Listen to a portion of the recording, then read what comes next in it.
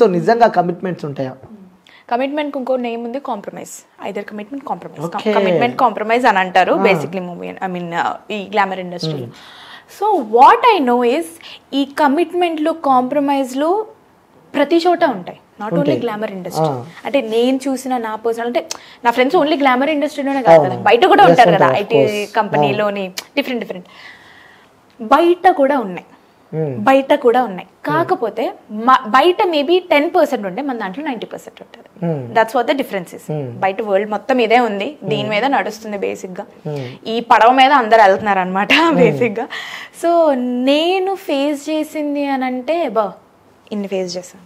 ఇంతమంది అడుగుంటారు కమిట్మెంట్లు అంటే నేను చేసింది లెటెస్ట్ టేక్ ఒక 1000 ప్రాజెక్ట్స్ అనుకుందాం 7 years లోని. 1000 ప్రాజెక్ట్స్ లోని కమ్సే కమ్ ఒక 500 కమిట్మెంట్స్ అయితే అడుగుంటారు. అంటే జస్ట్ 50% నాకు వచ్చినవన్నీ కమిట్మెంట్స్. ఎలా అప్రోచ్ అవుతారంటే డైరెక్ట్ ప్రొడ్యూసర్లో లేదా డైరెక్టర్లో అడగరు, మేనేజర్లు లేదంటే కాస్టింగ్ డైరెక్టర్లు.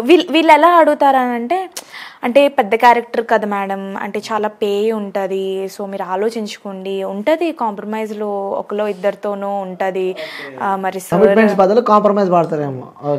మరి కమిట్మెంట్ అంటే బేసిక్లీ ఏమవుతుందంటే ఒక అగ్రిమెంట్ అనమాట. సో అగ్రిమెంట్ని కమిట్మెంట్ అంటారు కొంతమంది, అందుకే ఈ కాంప్రమైజ్ అన్న వర్డ్ వచ్చింది. సో ఫస్ట్ ఇలా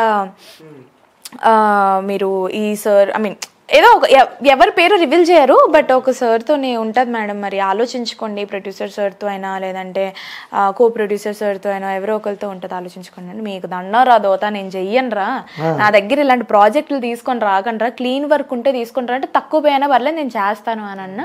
ఆడికో చిన్న హోప్ ఉంటుంది అనమాట. మళ్ళీ అదే టాపిక్ తీసుకుని 10 రోజుల తర్వాత 4 రోజుల తర్వాత వస్తాడు, మేడం ఇప్పుడు ఓకేనా? అరే నీకు నిన్నే కదరా చెప్పాను, నీకు చెప్పి 10 రోజులు కూడా అవ్వట్లేదు కదరా, మళ్ళీ ఏ హోప్తో తీసుకొచ్చావురా?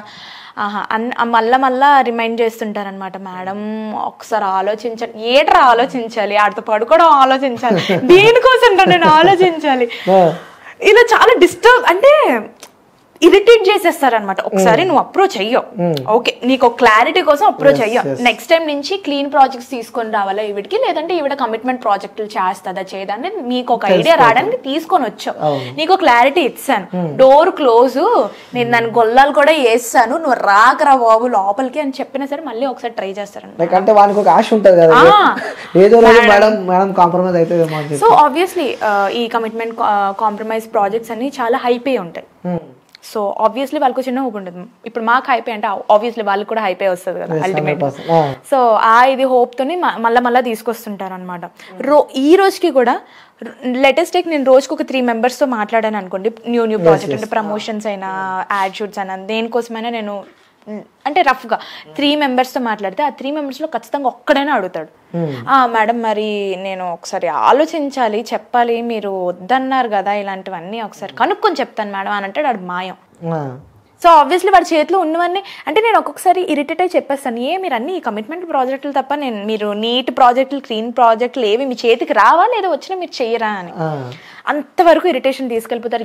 110% ఈ కమిట్మెంట్లు కాంప్రమైజ్లు అడిగిన యదవలు ఉన్నారు మార్కెట్లోని, అవి ఇస్తేనే వీళ్ళు ఆఫర్లు ఇస్తారు. అంటే వీళ్ళకి టాలెంట్ వద్దు, వీళ్ళ ఐ మీన్ ఏదైతే అవుట్పుట్ కావాలనుకుంటున్నారో అది వద్దు, అలాంటప్పుడు సపరేట్గా వీళ్ళు ఏదైనా ఒక అలాంటిది ఒకటి పెట్టుకోవచ్చు కదా, ఒక బిజినెస్ లాంటిది ఏదైనా. సరే, వాళ్ళు అన్నిసార్లు మీకు కాల్ చేసినప్పుడు అన్నిసార్లు అడిగినప్పుడు ఎప్పుడు ఆలోచించలేదా మీరు లైఫ్ సెట్ అవుతుందేమో, సో మేబీ ఇన్ కేస్ ఏదో అవుతుందేమో అని చెప్పి? ఓకే, ఇంకొకటి నేను ఓపెన్గా అడుగుతున్నా ఈ క్వశ్చన్. సో మీరు 101% కమిట్మెంట్స్ ఉంటాయి అంటున్నారు కాబట్టి, సో చాలా మంది ఇండస్ట్రీలో ఉన్నారు, అమ్మాయిలు ఉన్నారు చాలా మంది, లేకంటే వాళ్ళు ఏమన్నా కమిట్మెంట్స్ ఇచ్చి వెళ్ళారు? నాకు తెలిసి నేను చాలా మైక్రో, చాలా మినీ, అంటే I feel it's my Indian dusky skin, I mean Indian chocolate colour skin. అది ఫేర్గా ఉన్న వాళ్ళకి దే గెట్ మోర్ ఆఫర్ అని ఐ బిలీవ్. నేను జస్ట్ యావరేజ్ లుకింగ్ గర్ల్కే వీళ్ళు నన్ను నిన్న అడుగుతున్నారు. సో ఆబ్వియస్లీ గుడ్ లుకింగ్ గర్ల్కి ఇంకా చాలా ఇలాంటివి వస్తుంటాయి. ఇప్పుడు నాకు ఒకళ్ళు అప్రోచ్ అవుతున్నారంటే ఇద్దరు అప్రోచ్ అయ్యే ఛాన్సెస్ ఉంటాయి. సో ఐ బిలీవ్ 95% మంది అందరు కమిట్మెంట్ ఎవరో ఒకరికి ఇచ్చే ఉంటారు. సో ఆబ్వియస్లీ వాళ్ళు చెప్పుకోరు నేను ఇప్పుడు కమిట్మెంట్ ఇచ్చానని మీతో ఇలా కూర్చొని చెప్తాను, చెప్పను ఆబ్వియస్లీ. సో వాళ్ళు కూడా చెప్పరు బేసిక్గా వాళ్ళు ఎవరితో అయినా commitment. That's very friendly, you know, we were into each other, so we were so friendly, that happen. ఇలానే షో చేసుకుంటారు. ఇండస్ట్రీలో ఉన్నారు, ఇలా ఓపెన్ గా చెప్తున్నారు, మీకు ఏమన్నా ఇబ్బంది? Doesn't matter. ఐ మీన్ నాకు ఛాన్సులు వచ్చినా రాకపోయినా ఇట్స్ ఫ్యాక్ట్. లైక్ ప్రతి ఒక్కరు కమిట్మెంట్స్ తీసుకున్నారని చెప్పి ఆన్ స్క్రీన్ లో చెప్తున్నారు మీరు, ఏమన్నా ఇబ్బంది అయితే ఏంటి మరి పరిస్థితి మీది? I mean, that's what I'm saying. I mean, it's my opinion. నేను ఎల్లో ఆబ్వియస్లీ వాళ్ళు చూసుంటాను వాళ్ళు నిజంగానే కమిట్మెంట్ ఇచ్చారో లేదు. ఇట్స్ మై ఒపీనియన్ దట్ నాకే ఇన్ని వచ్చాయి.